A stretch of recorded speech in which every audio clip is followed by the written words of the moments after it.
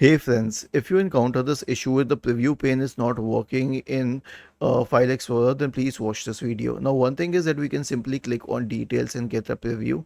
And the second one is that we can select this preview pane separately here. Okay, so this should work. I mean, this isn't present here by default. I'm showing you because I have checked that option for preview pane, but it may or may not be present by default.